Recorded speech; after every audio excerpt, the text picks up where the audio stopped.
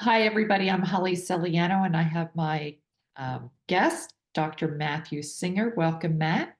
Holly, how are you? It's great to do this with you again. Yes, I love these. So today we are going to talk about if somebody, for lack of a better word, is lazy or doesn't have the energy or is apathetic in life, how do you get them to become disciplined and to become a uh, charging ahead with getting life moving? If they feel they're stuck and they're not going anywhere, how do we, how can somebody shift that energy? So the first thing to shift the energy is understanding their highest core values.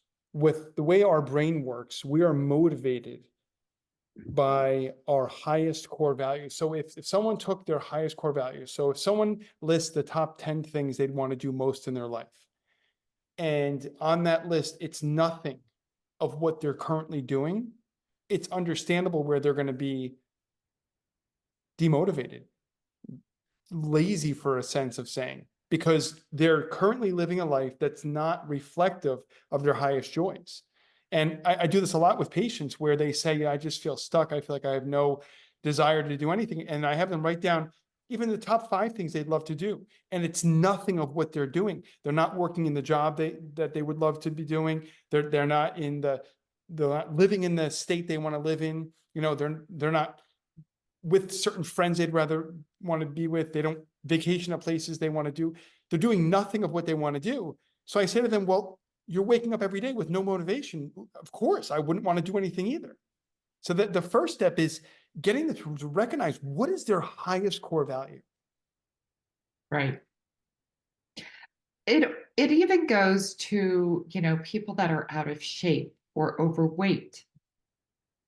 It's almost like they're so far on the other side of the spectrum that the thought of getting in shape or getting thin and losing weight is overwhelming, Yes. and they don't even want to take the effort to do those steps. But Yes. that goes with anything in life, whether it's a job, whether it's a relationship, whether it's good having friends or doing activities. What is that secret to kickstart somebody to do these things and become disciplined? Because it is a discipline Yeah. to make them lose the weight, to get Yeah. in shape, to get the job that they want, to find friends, to join activities, because you get stuck in a rut and then it Yes. just seems overwhelming. You're like, oh, forget it. I'm just going to stay where I'm at. Yeah. So what I find the key component is I want to uncover the person's sponsoring thoughts about themselves. What I mean is, let's say somebody's sitting on the couch when they could be working out. Let's say somebody's eating out every day when they could be making fresh foods, fresh salads, eating fresh fruits. So the first question I'm going to ask them is, what is their underlying belief about themselves? And typically, when I uncover it, because it's going to be hidden, it's going to be deep, it's going to be, I don't feel worthy. It's usually where it's going to start. So that means unworthiness means, well, now my energy is going to match that sense of unworthiness. So the physical life we're living in is energy. So it's going to match that. So now if I'm going to go to Wendy's and or McDonald's or Burger King, that is going to match my energy of feeling unworthy about myself. If I feel unconditionally loved, then a carrot, salad, lentils, squash, pineapples, apples, they're going to match that frequency. Juicing is going to match that frequency. So I want to uncover the sponsoring thought. That's the thought behind the thought behind the thought. That original core thought that says, I'm not worthy, I'm not good enough, I'm unworthy of being loved. Mhm. And I don't feel good about myself. Absolutely. Right. And it's too much energy and discipline to get to where I want to be. I have Yeah, just too much weight to lose, or it's going to be too hard to go to the gym and work out. Like correct. it just seems like an uphill battle where it just seems overwhelming. Yes. And that uphill battle is fueled by the physical brain because once it starts, if I have a thought which I'm not aware of, that I'm not good enough, well, now I'm not going to feel loved. So now my ego is going to want to shove it down. So here's the thought, right? And here's the physical reality. It's going to shove it down way, way, way down so that my physical brain is operating at a level that the second I even remotely come close to uncovering that I don't think I'm worthy of being loved, I will reach for a milkshake. I'll reach for fast food. I'll reach for restaurant food. I'll reach for video games. I'll reach for not working out. I'll do everything because it's going to match that low vibration. Mhm. And now I'm in such a repetitive mode, and the ego loves repetition, even if it's slowly killing us. The ego loves repetition because it says, if I know that in the morning I'm going to wake up and have a bacon, ham, and egg on cheese from Starbucks or from some grease joint, and I do that every day, I'm going to feel good knowing that, well, that's how my day is going to start, even though I won't feel good when I eat it. The ego craves the no. Okay, so once we discover the brain concept that's or the thoughts, then what is the next step to break out of that repetitive negative cycle? It's got to be the reward system. What is it worth to you to make that change? So I have a lot of patients who are very overweight, and they say, Dr. Singer, I am ready now. I want you to give me the diet, tell me what to do and everything. I sit down with them, tell them what to do, give them the diet. And then 4 weeks later, they're like, you know what? I had this going on. I have this going on. I have that. So I said to them, tell me why you really want to do it. And then they go, you know what? I don't know. I just feel like I have to. I said, well, you feel like you have to. Who's making you feel like you have to? My wife, my kids. Okay, but do you really want to do it? I do, but I don't want to put the time into it. Okay, so you're not really motivated. So Right. to really make that change, I say to them, you have to make it worth your while. So for example, give yourself a reward. When I lose the first 20 pounds, when I've increased the amount of weight that I'm benching or squatting or this or that, I'm going to give myself some kind of reward. You have to do that. Then the ego says, ooh, I want this reward. It's almost like that saying, when you get sick and tired of being sick and tired, like Yeah. what is it that forces you to make a change? Because, you know, anything you do, you're sick, you're not happy. Like people that need to get in shape or they need to lose weight or they need to change job or change their relationship, there's a point where they get sick and tired of being sick and tired, and then something clicks and say, that's it, I'm done. Yes. Like I know in my case, Mhm. as far as losing weight or working out or eating healthier, there's a point, it's all mental. It's really not physical. It's Yes, all absolutely. a mental, like my mental state needs to click in where I say, that's it, I'm doing it. Like Yes. there's no turning back. I'm doing it. I'm committing to this. And it's like I just got sick and tired of living the way I was because it's an everyday occurrence Yeah. that, I need to lose weight. I need to eat healthier. I need to get in shape. I need to do this. And you have this cycle playing every Yes. day. I need to, I need to, I need to. And then you're not doing it. And then you feel bad about yourself. Yes, absolutely. Yeah. So here's a question I have for you. So let's say we have a scenario where we have a very good friend and we've been friends with them for a long time and they've kept an ideal weight. And then you don't really talk to them for a while. They kind of fall off, the wagon. And then you reconnect with them about a year and a half later and they're 100 pounds heavier. And you say, what the heck happened? Oh, my husband and I went through this and this stress and that stress. And they give you all the excuses. And then I started stress eating and this and that. And then they say to you, help me, tell me something. So there's a part of us that wants to say something, the truth, but then there's another part of us that would skirt around the truth. Why do so many people skirt around telling them what they really should say? They, Well, if somebody asks you for the truth, then then you should be honest and say it, but never give unsolicited advice. Like if right. somebody's not asking you, don't go ahead and say, you put on a shit ton of weight and you look like crap. You don't want to do that. Um, Yes. but if they ask you, I put on weight and I don't know what to do and I don't know how to get out of this, they've opened the door for you to say, well, what's going on in your life? Why are you stress eating? Why are you emotionally eating? Do you see how your relationship is you're taking on this weight to be a buffer in your relationship, to keep you from feeling sexy or looking good this way? How you feel about your partner, your spouse, you're feeling repulsed. He's not going to want you.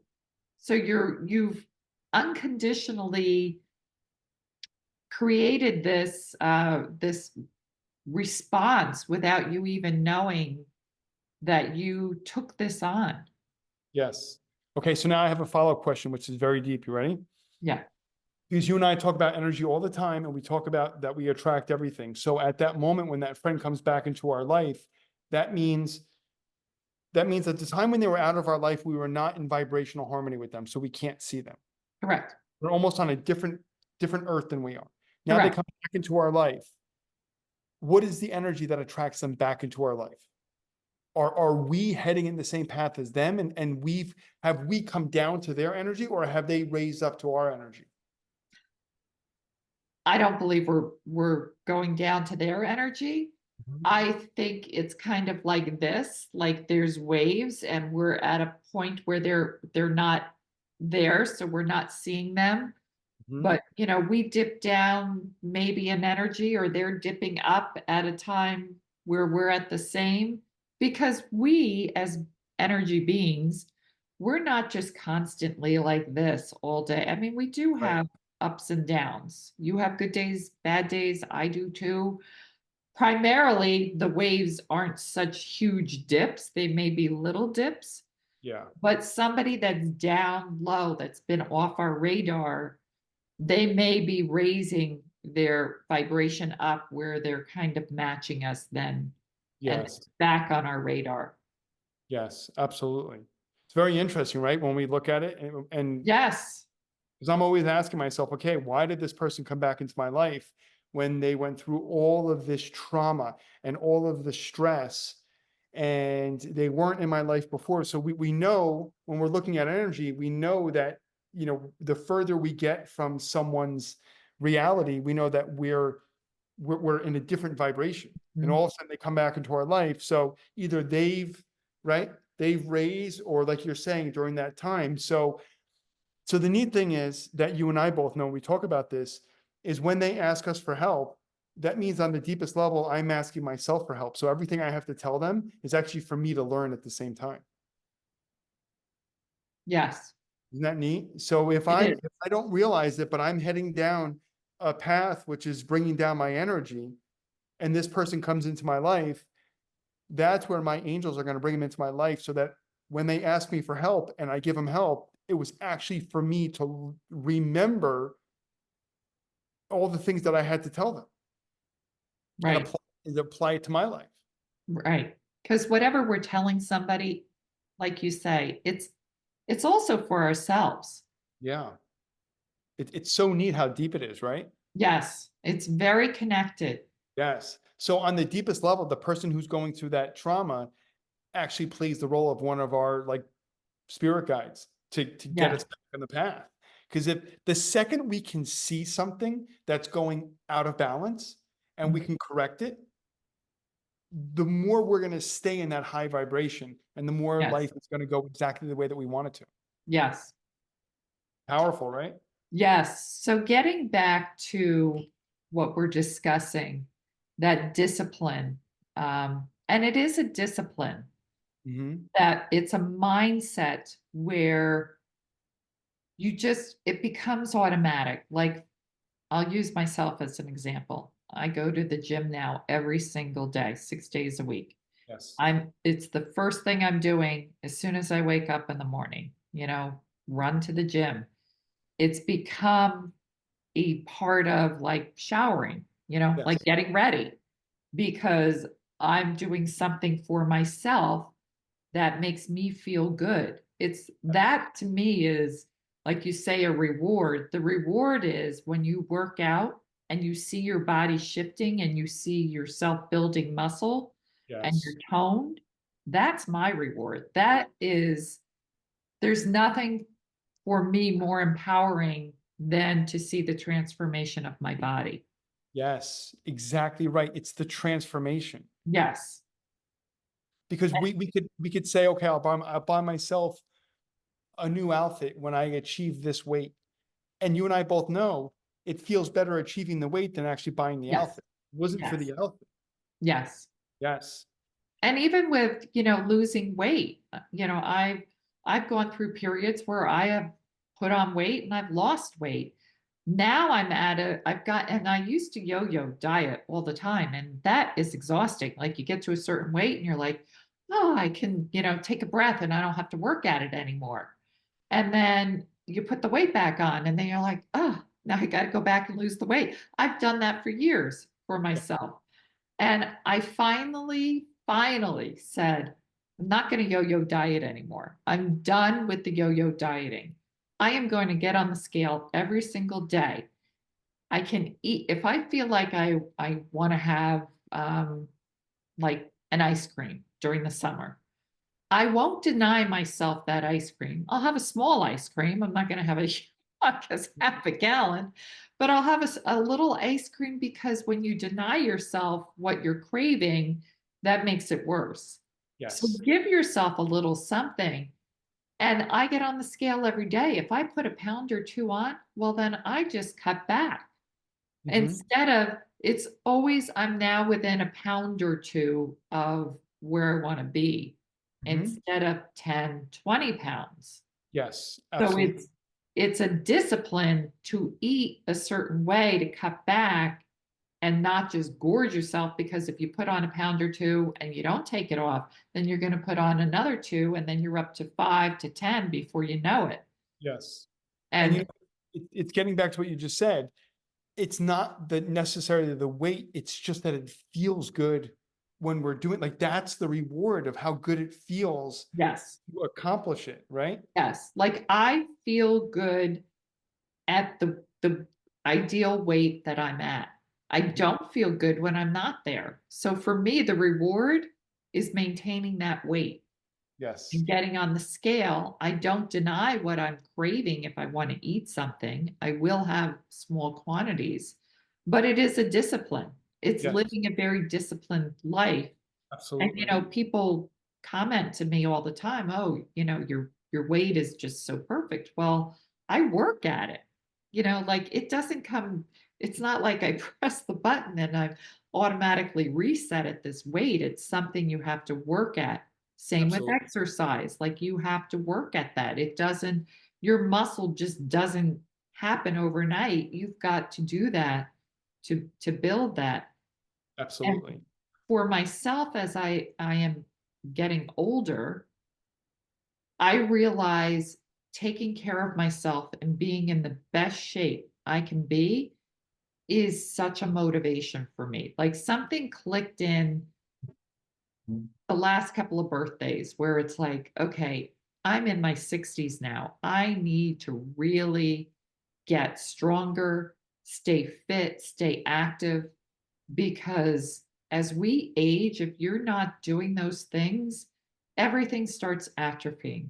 Yes. The mind will atrophy, the body will atrophy, everything. So it's so important. Like that's my driving motivation factor. Yes. Absolutely. And then that's where, when we're in that driving motivational place, that's where you feel the self-love. Because Yes.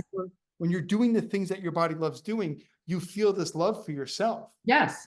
And then that's what we were talking about earlier.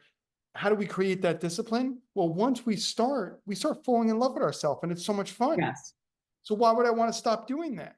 That's why exactly. I love it also when people say to me, you know, I want to lose weight, so I'll test them. I'll say, well, your body does not do well with fried foods or gluten or this and that. And like, okay, how long do I have to avoid that for? Well, you know, Forever. if you want something to happen positive and then you achieve it and then you go back to that, you're gonna be back to where you are in 6 months. Right. Which is even why we see there's the big crave right now. The craze is like the Monjaros and the Ozempics and take this, this medication, inject it, and then you'll lose weight. But they haven't changed who they are. So Correct. that's where you can force something with matter. Like Dr. Joe says, you can move matter with matter. But as you're going through the process and you get to your weight and then you stop, you still haven't changed. You still haven't found self-love. You still haven't changed who you are spiritually. So then the weight's going to come right back on. Well, I think that's why for so many years I yo-yo dieted. Because I hadn't found that self-love. Yeah. When you find that self-love, like you're saying, like I love myself. To me, taking care of this body that gets me through this lifetime, Yes. that's love. Like I love myself enough to take care of this body, to eat right, to keep the proper weight, to exercise, not just the physical body, but my mind. And when you love yourself, you'll do that. When you don't love yourself, like so many people, I've heard people say this, oh, I hate myself. Oh, I hate how I look. Mhm. Well, that negative self-talk, that's not good.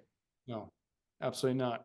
And when I hear them say that in my office, I say to them, would you talk to your children like that? And they go, absolutely not. I said to them, well, tell me what you would say to your children. Oh my gosh, you're doing such a great job. I love you. I'm so proud of you. I said, so what gives you permission to talk like that to yourself? And then they're like, it's almost like the light bulb goes on. Oh my gosh, you're right. Right. We should talk to ourselves the way we talk to our loved ones. Yes.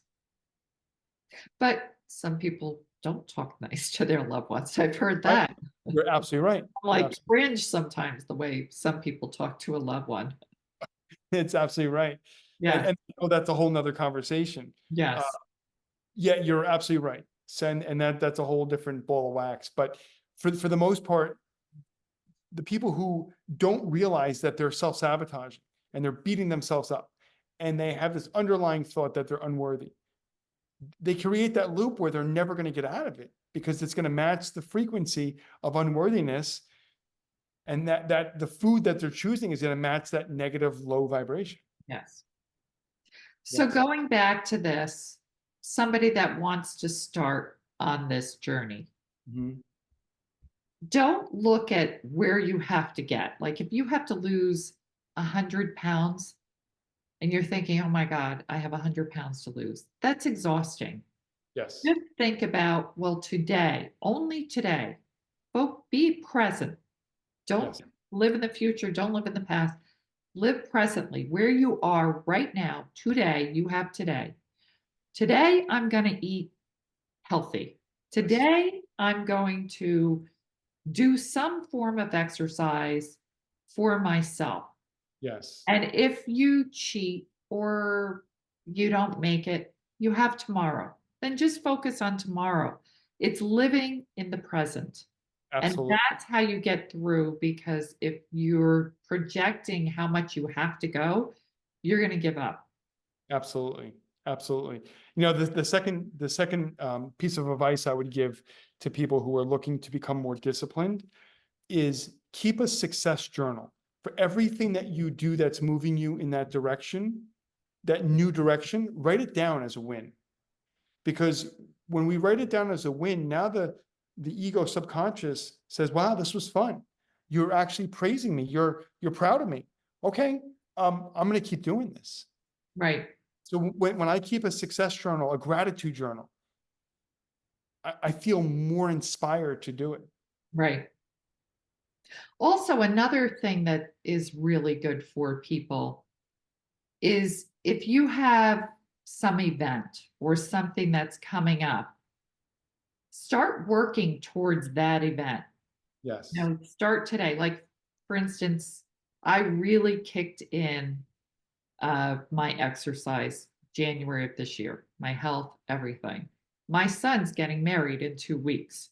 So Yes. that was my goal. My son's getting married the middle of September. I want to be in the best shape I'm in for his wedding. Yes. So I have, started off 3 days a week, then it went 4 days a week. Now I'm 6 days a week, Yes. exercising, eating healthy, getting myself in shape because when that wedding comes around in 2 weeks, I'm at my desire that I wanted to be for that wedding. Yes. Absolutely. And that's exactly the power and the motivation that drives us to the Yeah. success. When you identified what it was, and then you felt that gratitude every time you accomplished that workout, Yeah. it became more and more and more exciting and fulfilling. Yes. Instead of going to his wedding and saying, "Oh my God, I never never did what I wanted to do. I still have the weight. I'm not toned." Mhm. Now I'm going feeling really good about myself. Yes, this is beautiful. So to wrap this up for our viewers, what's the last bit of motivational advice you have for them? The last bit is it doesn't matter where you are, what you have to do, start today. The big thing is just make that decision. Yes. I am going to start and start even with small little goals. You Yes. know, I'm going to lift, if you can't lift weights, I'm going to lift, 1 pound weights and do something. Or I'm going to at least just walk around the block. Yes. I don't have to do miles, but I'll do a walk around the block. If you need to lose a lot of weight, well, let's just say you go to Dunkin' Donuts every day and you have half a dozen donuts. All Hmm. right, I'm not going to go to Dunkin' Donuts today.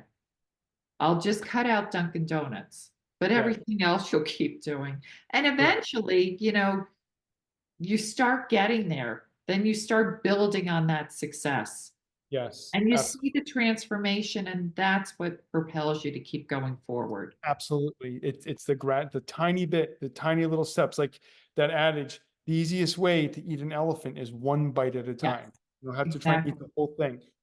Do Yeah. one step at a time. Like you started working out 3 days a week, then you build up to 4 to 5, 6. You start out at a comfortable level Yes, and your because higher will bring you there. if you overdo it in the beginning, you're gonna hate it. Correct. You're gonna burn And out. you don't and then you're like, "Forget it. I don't even wanna do this. I don't like doing this." But if you Absolutely. start off little and then you're like, "Okay, I'm getting stronger and doing better," and then you start building up and upping your weights and increasing, and then you start seeing the transformation in your body. Yes. That is what fuels you. Correct. So true. How Well, this about you? What would you say to everybody? yeah, I would say the final takeaway is stay in that state of gratitude for every win. If Mhm. you work out one day in a week and you wanted to work out 5, be grateful for that one day. And then because that will lead you to 2, and then that will lead you to 3. Always be grateful. Do not beat yourself up in any part of the path. Always be so grateful for your accomplishment and don't ever look at anything as a failure. Look at everything as a win. If your goal was to work out 3 days in that week and you worked out once, be grateful for that one workout because Right. that will propel you to that next and the next. So It's one day more than you were doing. absolutely, which is so It's a powerful. start. You've just Yeah, got to make a decision. No matter what, I am going to start today. yes, Today is the first day of the rest of my life. correct. That's the power. Yes. Excellent. Well, this is so great, Holly. Thank you so much. Thank you. Have a great day, everybody. Bye.